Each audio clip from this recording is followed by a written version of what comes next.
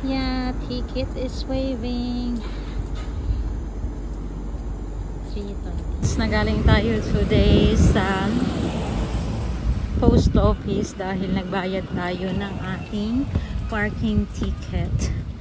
So may penalty tayong 320 para sa ating illegal parking. And now naglalakad ako dito sa may South Bay Path.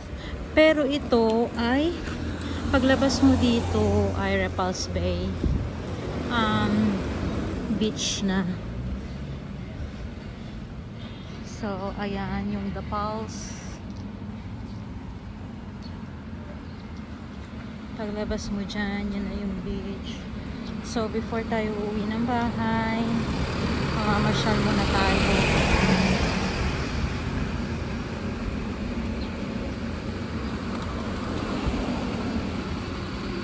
So pupunta tayo dito sa The Pulse.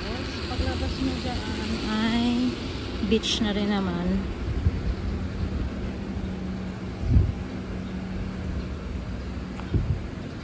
Yeah, tingnan natin kung open ito.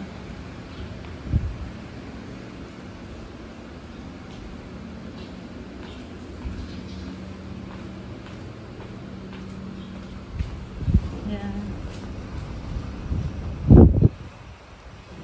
So this is Repulse Bay Beach. Ito yung second beach pag kayo ay pumunta dito sa banda ritong mga beach. So first na beach ay yung Deepwater Bay.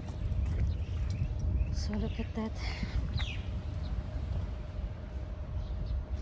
Pag tinignan mo yan, para ka na sa Italy. And look at the sand. Hindi lang siya ganun ka-smooth. Pero maganda mamasyal dito. Dito ay I'm not sure kung merong barbecuehan dito. Pero dun sa Deepwater Bay meron. May iba kasi na walang barbecue. And look at that. Ooh, I like it.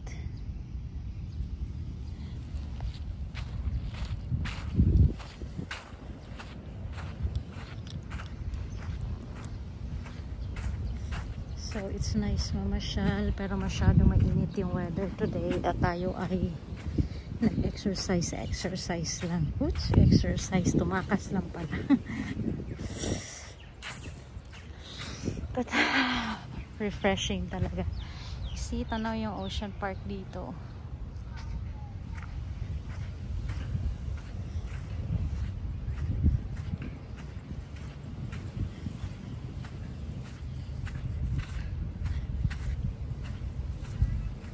Yeah, meron mga kainan dito.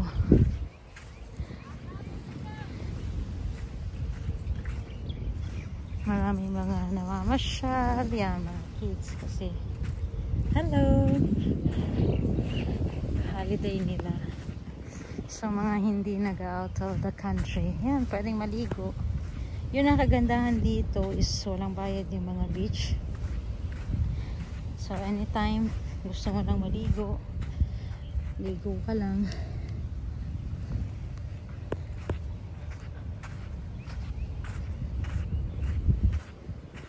So sa taas niyan, dyan na yung sakayan ng bus.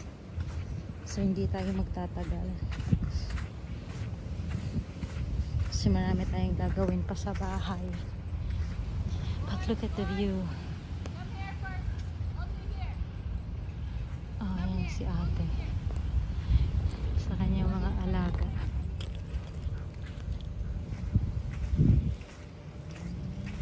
So dito, pag gusto mo lang na ligo lang talaga, dito ka. Pero yung sa mga, kung gusto mo may mga barbecue, whatever, na gusto mo may something pa bukod sa ligo lang, punta ka sa mga Stanley Beach, Deepwater Bay, kasi meron doon na mga pwede kayong mag barbecue.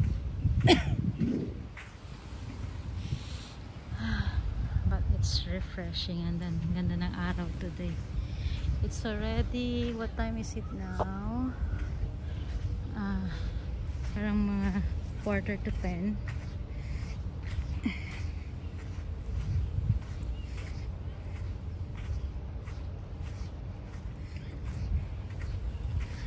Ayan, so ito pala yung temple. May temple pala dito, kaya pala last time sila ma'am is pumunta dyan just to see the temple.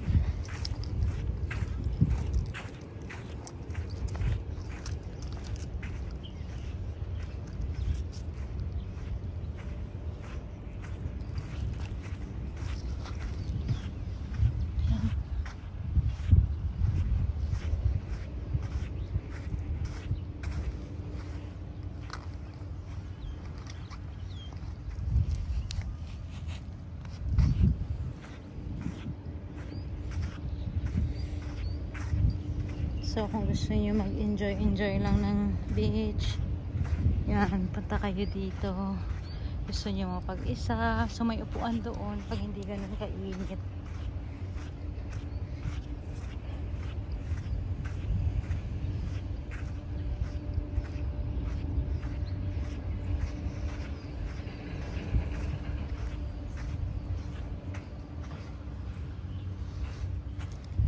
Yeah, kukuha ko ng mga bato like this.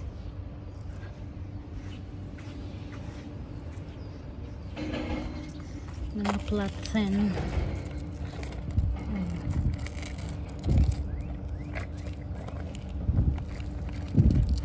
Nice.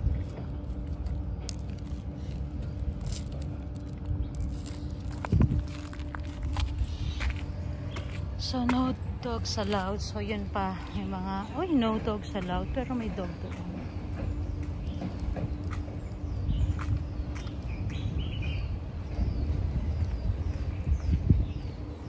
Ayan yung temple dito. Actually first time ko lang din makapunta dito. I mean dito sa area na to. Usually kasi pag naliligaw kami, doon lang kami sa bungad. Pero ngayon, isa to sa may temple.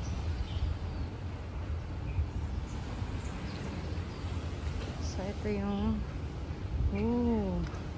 kaya pala maraming mga tourist na pumupunta dito, yung mga Buddhist, may mga tour bus yan. So para i-check nila ito, isa sa mga pinupuntahan nila. Yan.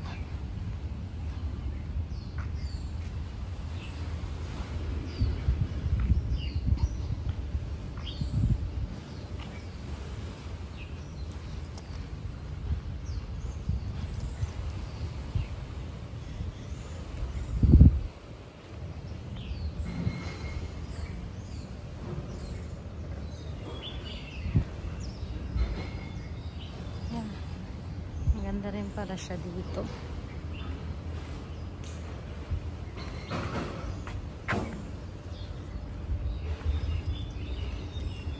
Ayan. Babalik na tayo doon sa sakayan ng bus kasi magbabas na tayo. Actually, pag from here, nilakad mo from here, papunta doon sa pauwi sa amin.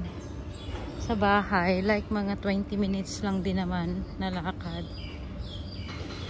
But since wala tayong dalang payong, wala tayong dalang lahat, tubig, nauhaw na ako, so sasakay na lang tayo ng bus at tayo ay may work pa. So meron din pa ng changing room dito, yan. Sa mga sports kasi parang may volleyball, mga coffee shop yung mga nandiyan. So, relaxing lang makita yung beach. So, pupunta tayo dun sa may hagdan na kung saan sakaya ng bus.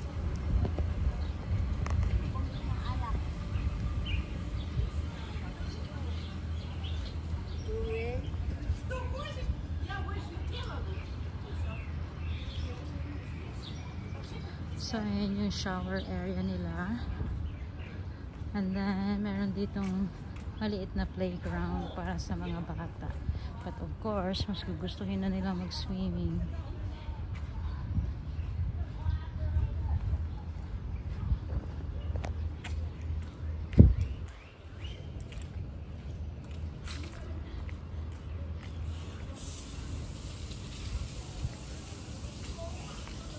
Yeah.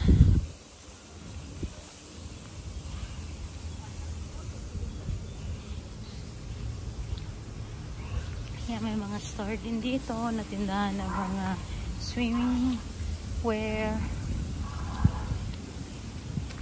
May drinking fountain. Oh, may drinking fountain pala dyan. It's either magdala kayo ng water bottle nyo or gumuso kayo dyan. Gumuso. So, I'm looking sa hagdan, papaakyat.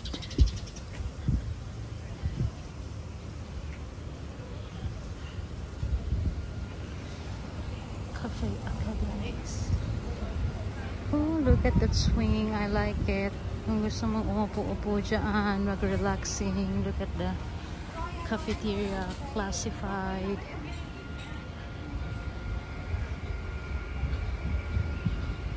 So, coffee, whatever you like. Punta lang kayo dyan.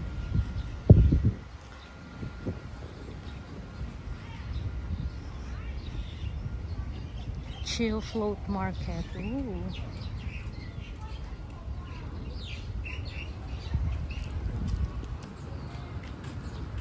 Ayan, may mga bilihan.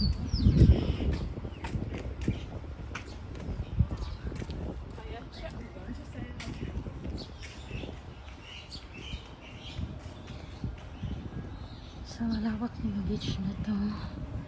So, mayroon lifeguard doon. Diyan siya sa taas para makita niya. Kasi nga malaki hanggang doon. Pero mayroon mga liliit na post para sa mga nagla-lifeguard.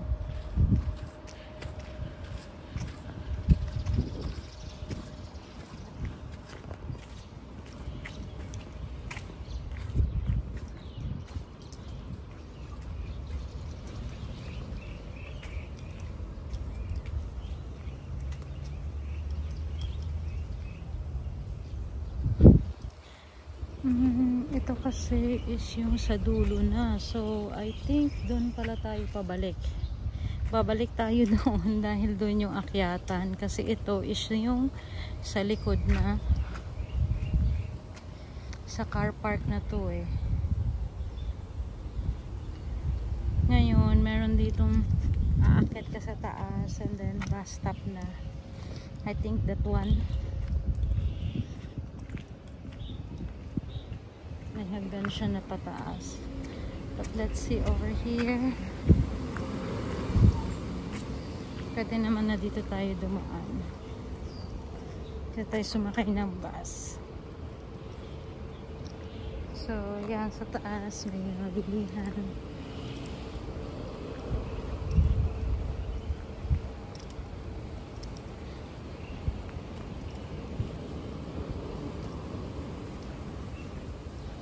Sa pa may mga sasakyan kayo, dito yung daanan. Yan.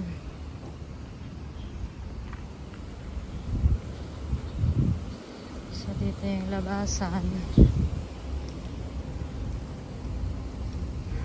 Kung may parking kayo, kung may sasakyan kayo, dito lang kayo magpa-park. Yan, may mga parkingan dyan. Pero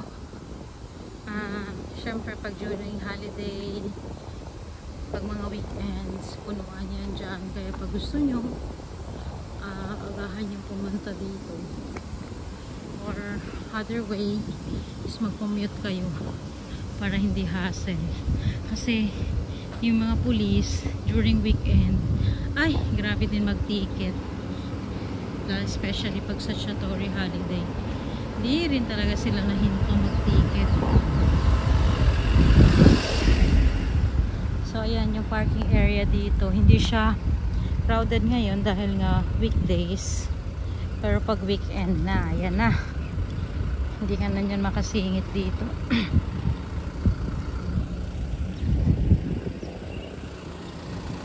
So, ayan guys, I hope na nag-enjoy kayo sa tour natin dito sa Repulse Bay Beach.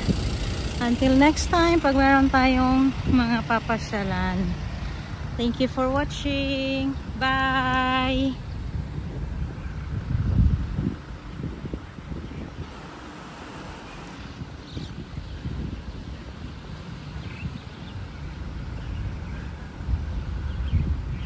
La